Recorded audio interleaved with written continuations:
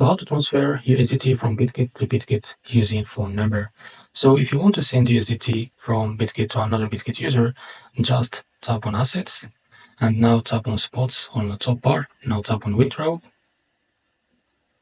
Now after that, select Crypto, tap on USDT. Now tap on Internet Transfer.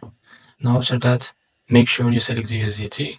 Select it again like this, and now choose from account type the mobile number option. Now after that, type on this the mobile of that Bitget user that you want to send USDT to, and tap on it here.